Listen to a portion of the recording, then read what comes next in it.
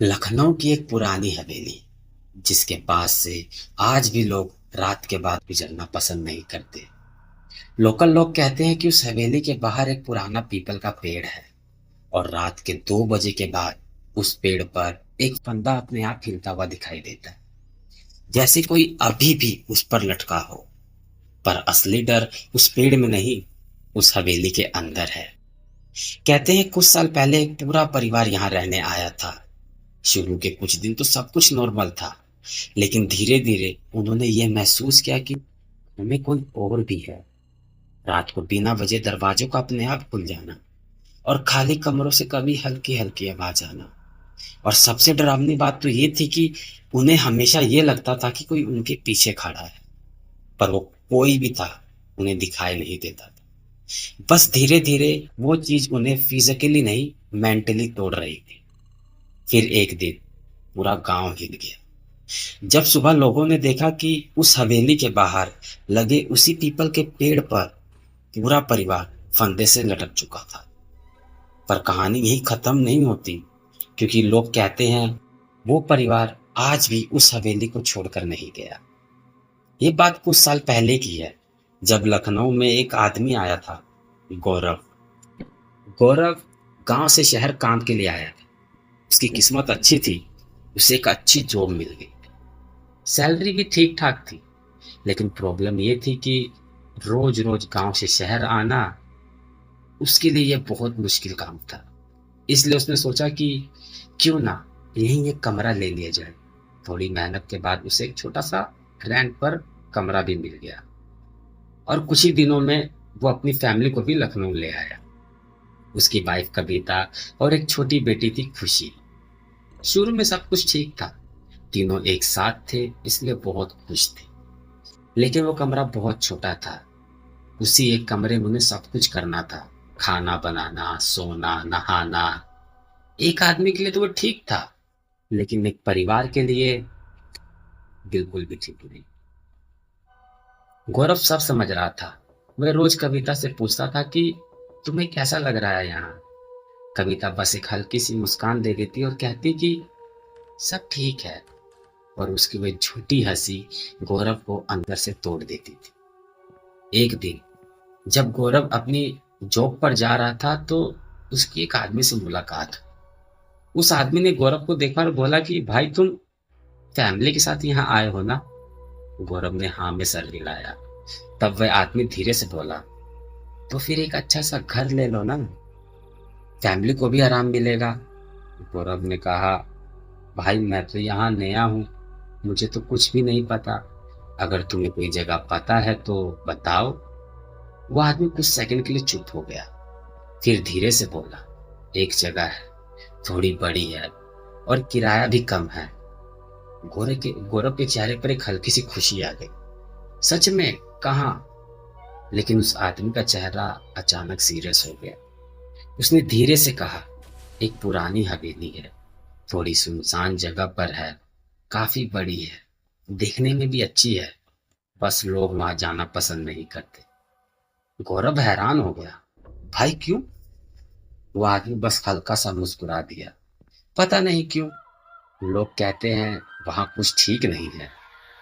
गौरव ने इन सब बातों को मजाक समझा, क्योंकि उसके लिए सबसे जरूरी था अपने परिवार की खुशी।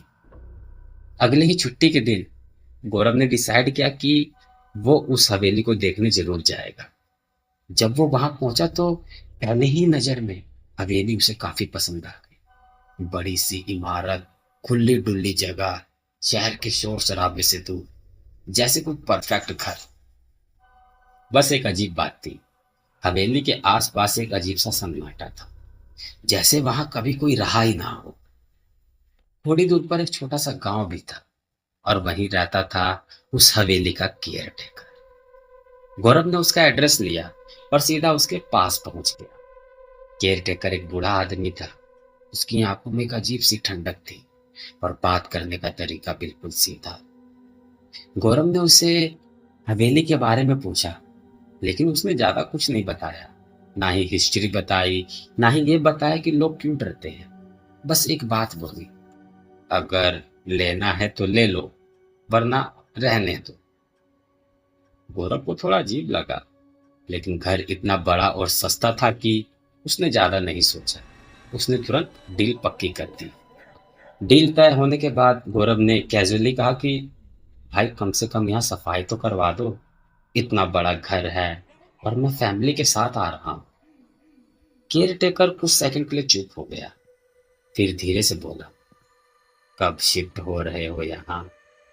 गौरव बोला, एक हफ्ता लगेगा। केयर टेकर ने सर हिलाया, ठीक है, तब तक सब साफ हो जाएगा। लेकिन जब गौरव वापस जा रहा था, उसने एक बार पीछे मुड़कर देखा।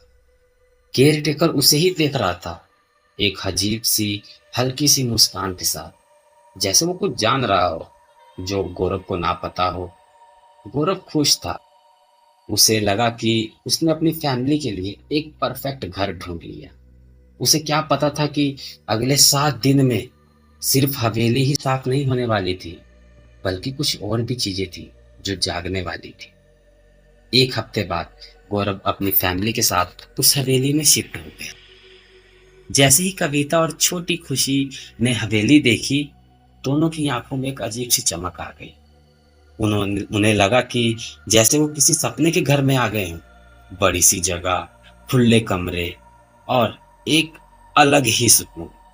लेकिन जैसे ही कविता ने अंदर कदम रखा, उसके चेहरे की खुशी धीरे धीरे कम होने लगी। उसने हल्की सी आवाज में गौरव से कहा, मुझे यहाँ अजीब सा फील हो रहा है, जैसे कोई हमें देख रहा है। गौरव हंसकर बोला, नई जगह है ना, इसीलिए ऐसा लग रहा होगा। यहाँ पे सब ठीक है, देखो कितना बड़ा घर है और कितना अच्छा है। ये बात सुनकर कविता भी चुप हो गई, लेकिन उसकी आंखों में डर अब भी था। दिन भर तीनों ने मिलकर सामान सेट किया।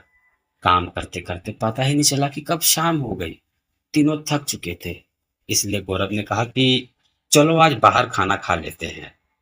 अब तीनों बाहर गए और एक छोटे से होटल में खाना खाकर वापस लौट आए। लेकिन जैसे ही उन्होंने हवेली का दरवाजा खोला, तीनों एकदम रुक गए। किचन का पूरा सामान जमीन पर बिखरा हुआ था। बर्तन, प्लेट्स, सब कुछ जैसे किसी ने जानबूझकर फेंका हो। कविता ने डर के साथ कहा कि ये कैसे हुआ? अभी तो हम सब कुछ ठीक कर कर गए थे ना। गौरव भी एक सेकंड के लिए चुप हो गया, लेकिन फिर उसने खुद को संभाला। शायद कोई जानवर आ गया होगा, चलो फिर से सेट कर देते हैं, कोई बात नहीं। तीनों ने मिलकर दोबारा सब कुछ ठीक किया, लेकिन इस बार घर का माहौल पहले जैसा नहीं था, जैसे कोई उन्हें देख रहा है। सब थक चुके थे, इसलिए बिना ज्यादा सोचे वे सोने चले गए। उन्हें क्या पता था, ये तो बस शुरुआत है। अब रात के करीब 11 बज रहे थे। गौरव की आंख अचानक खुल गई। उसे प्यास लगी थी। उसने आदत के मुताबिक कविता की तरफ हाथ बढ़ाया, लेकिन बिस्तर खाली था। गौरव एकदम उठकर बैठ गया। कविता, उसने धीरे से आवाज लगाई, लेकिन कोई जवाब नहीं। उसे लगा शायद बाथरूम में गई होगी।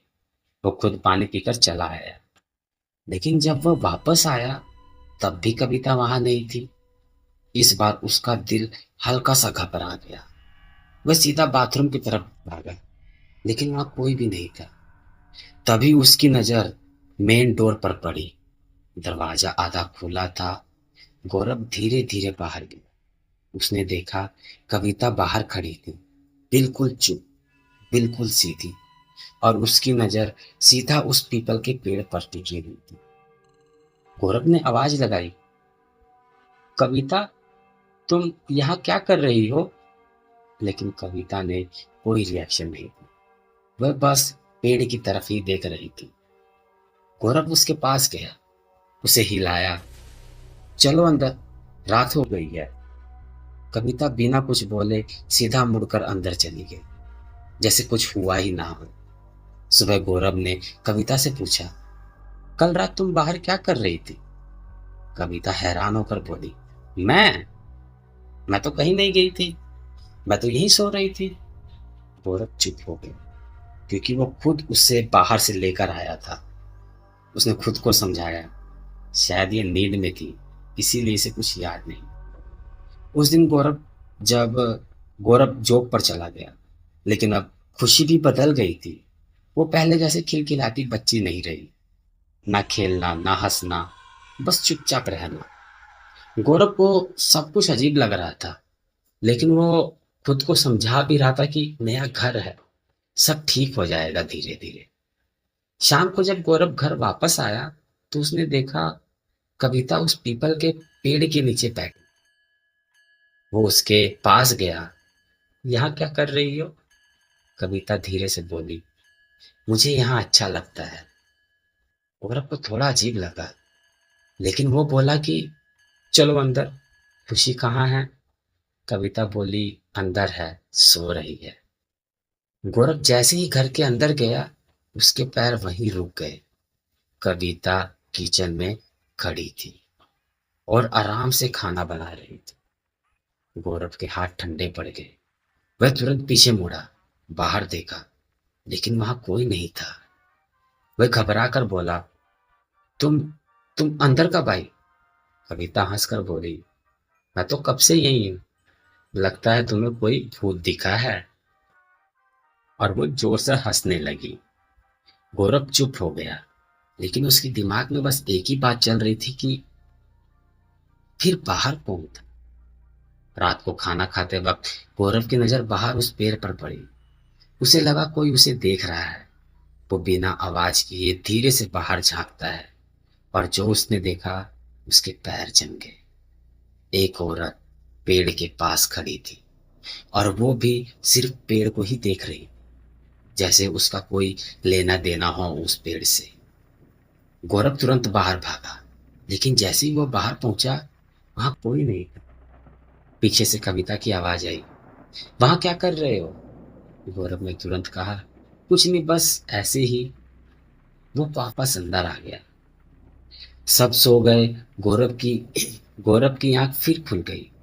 इस बार उसे एक आवाज सुनाई दी, जैसे कोई बहुत धीरे धीरे कुछ बोल रहा है, या फिर कोई दूर कहीं रो रहा है। गौरव उठ गया। उसने कविता और खुशी की तरफ देखा। दोनों गहरी नींद में सो रही थी। वो बिना आवाज किए कमरे से बाहर निकला और धीरे धीरे आवाज की तरफ बढ़ गया। उसे क्या पता था, जो आवाज वो सुन रहा है, वो किसी जिंदा इंसान की नहीं थी। गौरव धीरे धीरे उस आवाज का पीछा करते हुए हवेली के बाहर आ गया। रात का अंधेरा, हल्की ठंडी हवा, और वो पुराना पीपल का पेड़। तभी उसकी नजर उस पेड़ पर पड़ी। एक औरत पेड़ के पास खड़ी थी, बिल्कुल चुप, बिल्कुल सीधी। उसकी नजर सीधा पेड़ की तरफ ही टिकी हुई। गौरव ने हिम्मत कर कर पूछा, कौ, कौन हो तुम? कौन है वहां? लेकिन वह औरत हिली तक नहीं, जैसे उसने सुना ही ना हो। तभी गौरव की नजर ऊपर गई और उसका खून जम गया। पेड़ की एक शाख से एक फंदा लटक रहा था। वह धीरे धीरे हवा में हिल रहा था, जैसे किसी का इंतजार कर रहा हो। वो औरत धीरे धीरे उस फंदे की तरफ बढ़ने लगी। गौरव की सांस तेज होने लगी। वह चिल्लाना चाहता था, लेकिन आवाज ही नहीं निकल रही थी। अगले पल उसने अपने हाथों से फंदा पकड़ा और अपने गले में डाल दिया। गौरव की आंखों के सामने वह औरत हवा में लटक गई। उसके पैर हवा में झूल रहे थे, और पेड़ की छाए उसके चेहरे को और भी ज्यादा डरावना बना रही थी। गौरव की एक जोर की चीख निकल गई। उसकी आवाज सुनते ही कविता दौड़ती हुई आई। क्या हुआ? क्या हुआ गौरव? गौरव का हाथ कांप रहा था।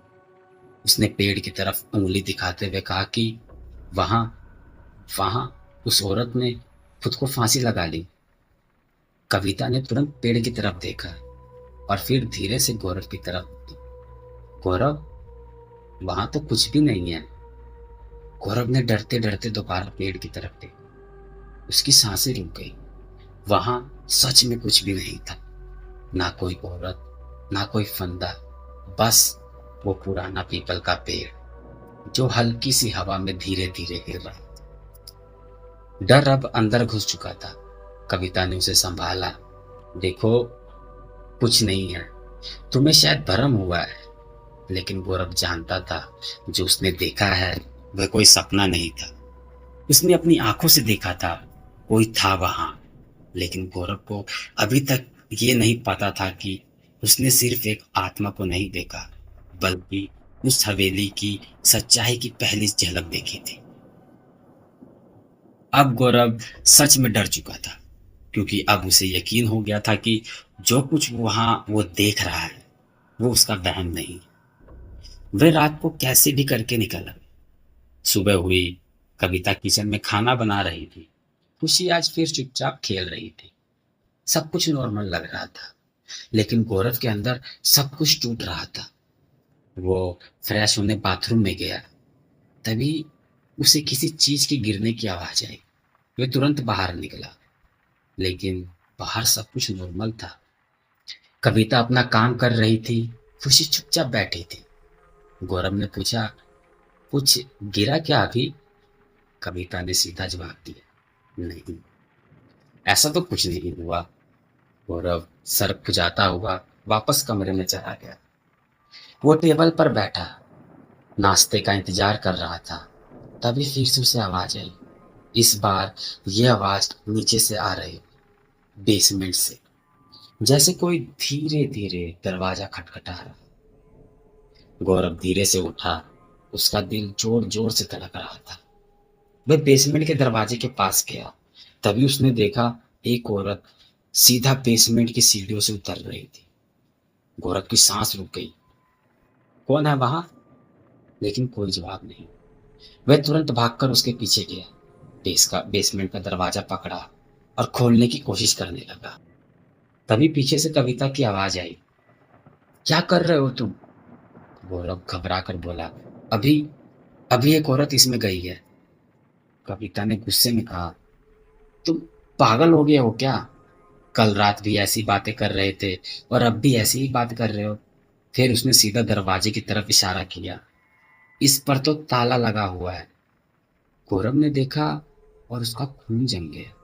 सच में दरवाजा बाहर से बंद था और उस पर एक पुराना ताला लटक रहा था। कविता बोली, तुम्हें अब डॉक्टर की जरूरत है। तुम किसी अच्छे डॉक्टर को दिखाओ। तुम्हें अब जागते हुए भी सपने आ रहे हैं। गौरव अब चुप हो गया, लेकिन वह जानता था, जो उसने देखा वह सपना नहीं था। वह जॉब पर जा रहा था, लेकिन पूरा दिन उसका दिमाग वहीं अटका रहा। शाम को जब वो वापस आया, तो एक पल के लिए उसने उस पीपल के पेड़ की तरफ देखा, जहां कल रात उसने एक औरत को मरते हुए देखा था। वहां कुछ नहीं था, लेकिन उसके दिल ने कहा, कोई है जो अभी भी वहां से गौरव को देख रहा है, जैसे कोई पेड़ के ऊपर से उस पर नजर रखे हुए है। गौरव ने तुरंत नजर हटा ली और बिना सोचे समझे सीधा हवेली के अंदर चला गया। लेकिन गौरव अब यह समझ चुका था कि इस हवेली में सिर्फ आवाजें ही नहीं आती, यहाँ कोई और भी रहता है। रात हो चुकी थी। गौरव ने आंखें बंद की, लेकिन नींद उससे दूर भाग रही थी।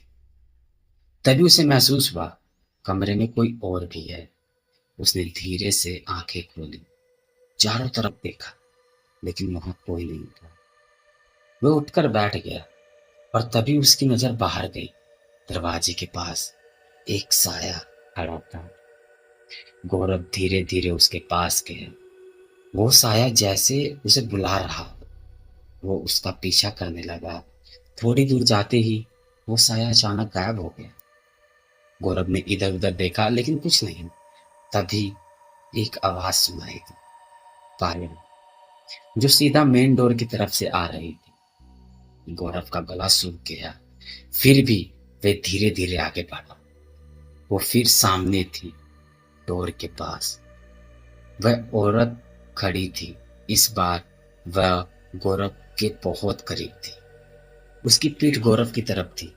गौरव ने हिम्मत जोड़कर कहा, को, कौन हो तुम और यहाँ क्या कर रही हो? जैसे ही उस औरत ने अपना सर पीछे मोड़ा, गौरव की दुनिया वहीं रुक गई। उसका चेहरा इंसान जैसा नहीं था। आंखें बिल्कुल खाली, सफेद, जुबान बाहर निकली हुई, बाल बिखरे हुए और चेहरे पर एक अजीब सी टेढ़ी मुस्कान। गौरव गौरव के पैर कांपने लगे, उसकी सांस रुक गई और वो वहीं बेहोश हो गया। सुबह कविता ने देखा गौरव बाहर जमीन पर पड़ा है। उसने तुरंत उसे उठाया। गौरव, गौरव क्या हुआ? लेकिन गौरव ने कुछ नहीं बताया, बस इतना बोला कि रात में थोड़ा बाहर घूमने गया था, यही नींद लग गई। कविता ने ज्यादा सवाल नहीं किया, लेकिन गौरव अब समझ चुका था ये सब नॉर्मल नहीं है। उस दिन गौरव सीधा केयर टेकर के पास गया। उसने सब कुछ बता दिया। केयर टेकर कुछ देर तो चुप रहा, फिर धीरे से बोला, बाबू, कुछ साल पहले एक परिवार ने उस हवेली के बाहर उसी पेड़ पर अपनी जान दे दी। लोग कहते हैं उनकी आत्माएं आज भी वहीं भटकती है। मैंने कभी देखा नहीं, लेकिन सुना बहुत है। गौरव गुस्से और डर में बोला, तुमने यह बात मुझे पहले क्यों नहीं बताई? अब वो रोज मुझे दिखती है। मुझे बताओ, मैं इन सब से कैसे बाहर आऊं? केयर टेकर ने धीरे से कहा, एक बाबा है, अगर तुम कहो तो मैं उन्हें तुम्हारे घर लेकर आता हूँ। गौरव के पास अब सिर्फ एक ही रास्ता था, या तो वो उस हवेली को छोड़ दे या फिर उस अंधेरे का सामना करे जो वहां रहता है। गौरव ने केयर टेकर की बात सुनते ही कहा कि मैं हवेली नहीं छोड़ूंगा। एक काम करते हैं, आज ही तुम बाबा को मेरे घर लेकर आओ। दोपहर का वक्त था और कुछ ही देर में गौरव केयर टेकर के साथ बाबा को हवेली ले आए। जैसे ही बाबा ने हवेली के अंदर कदम रखा, वो एकदम रुक गए। उन्होंने आसपास देखा और धीरे से बोला, यहां से तुरंत चले जाओ बेटा, ये जगह बहुत खतरनाक है, ये तुम्हें मार भी सकती है। गौरव के पैर कांप गए, लेकिन उसने हाथ जोड़ दिए, बाबा कुछ भी कीजिए, बस मेरी फैमिली को बचा लीजिए। बाबा कुछ देर चुप रहे, फिर बोले, ठीक है, चलो अंदर चलते हैं। बाबा ने घर के अंदर आते ही कुछ सामान मंगवाया। गौरव ये सब तुरंत लेकर आया, हमें आज रात ही इसका सामना करना होगा। गौरव दौड़कर सब सामान ले आया। तैयारी शुरू हो गई और देखते ही देखते रात हो गई। बाबा ने मंत्र जाप करना शुरू किया। गौरव ने पूछा, बाबा मेरी वाइफ और बेटी भी यहाँ बैठ सकती हैं? बाबा ने आसपास देखा और हैरान होकर कहा, कहाँ है तुम्हारी वाइफ और बेटी? मुझे तो यहाँ कोई नहीं दिख रहा। गौरव तुरंत उठा। उसने कविता और खुशी को आवाज लगाई, लेकिन वो दोनों आने से मना कर रही। हमें डर लग रहा है, हम वहां नहीं आएंगे। गौरव ने बाबा से कहा, वो डर रही है। तब बाबा ने जोर से कहा, गौरव, उनके पास मत जाना, यही है इस घर की चुड़ैल। गौरव का दिल रुक गया। नहीं बाबा, ये मेरी वाइफ और बेटी है। बाबा चीख कर बोले, मूर्ख, जो तू देख रहा है ना, वो सच नहीं है। वो दोनों कब की मर चुकी है, ये सिर्फ उनका रूप लेकर बैठी है। जैसे ही बाबा की बातें खत्म हुई, कविता और खुशी जोर जोर से हंसने लगी। उनकी हंसी पूरी हवेली में गूंज रही थी, एक ऐसी हंसी जो किसी इंसान की नहीं हो सकती। बाबा ने मंत्र तेज किए, अग्नि में कुछ डाला और जोर से बोले, अपने असली रूप में आ जाओ। अगले ही पल दोनों के चेहरे बदलने लगे, आंखें सफेद, जुबान बाहर, बाल बिखरे हुए, एक भयानक रूप। गौरव का दिल कांप गया। बाबा ने पूछा, कहाँ है असली कविता और खुशी? उन दोनों के साथ क्या किया तुमने? उन्होंने बेसमेंट की तरफ इशारा की, वही है, बस कुछ देर हो, अमावस की रात आने वाली है, फिर वो भी हमारे साथ यही रहेंगी, हमेशा के लिए। और वो फिर से हंसने लगी। बाबा ने तुरंत गौरव को एक ताबीज दिया, जाओ, अब ये तुम्हारा कुछ नहीं बिगाड़ सकती, जल्दी जाओ, उन्हें लेकर आओ। गौरव के हाथ कांप रहे थे, लेकिन वो तोड़ पड़ा।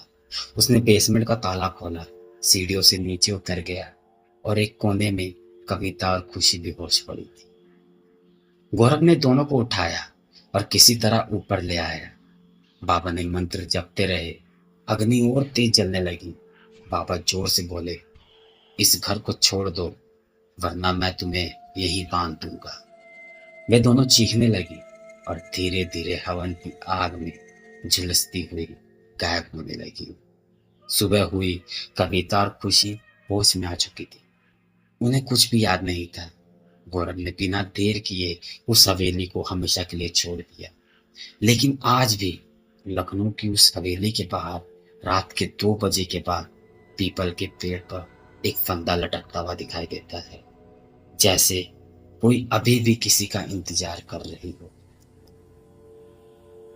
तो दोस्तों, कहानी आप लोग को कैसी लगी प्लीज मुझे कमेंट कर कर बताना। और दोस्तों, थोड़ी बहुत गलती के लिए सॉरी। वीडियो को पूरा देखने के लिए थैंक यू। प्लीज दोस्तों, चैनल को सब्सक्राइब करें।